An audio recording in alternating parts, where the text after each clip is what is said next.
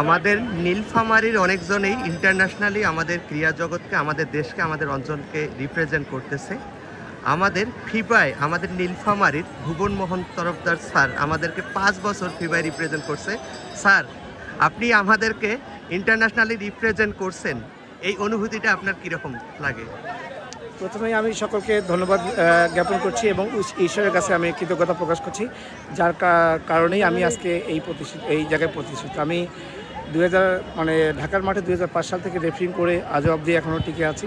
13 সালে প্রথম আমি ফিফা রেফারিতে অন্তর্ভুক্ত হই এবং টানা আমি 19-22 সাল পর্যন্ত আমি ফিফা রেফারি ছিলাম।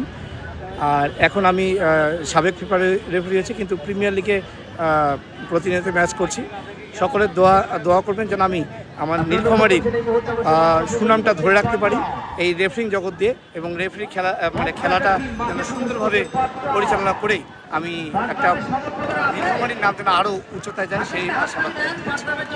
আপনি যেমন আমাদের রেফারিংয়ের জগতে ইন্টারন্যাশনালি রিপ্রেজেন্ট করছেন, আপনার হাত ধরে আর কেউ এভাবে রিপ্রেজেন্ট করুক, এর উপর আপনার কোনো দায়বদ্ধতা বা দায়িত্ব, কোনো কার্যক্রম আপনি গ্রহণ করেছেন কিনা? আমি 2005 সালের পর রেফারিংয়ের পরে আমার টার্গেট ছিল যে আমি রেফারি তৈরি করব। সেই সুবাদে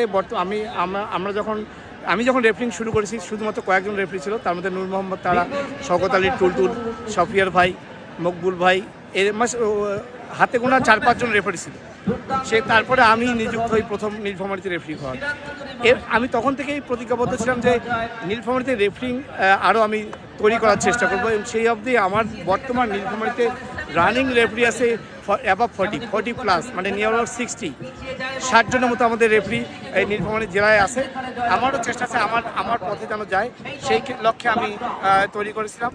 ইতিমধ্যে চেষ্টা করেছিল মঞ্জুর আলম শুভ্র, গোবিন্দ রায়, আবু তাহের, রওশন কবির, তারপরে এরপরে আবার শুনেছি আমাদের টিআই সামি।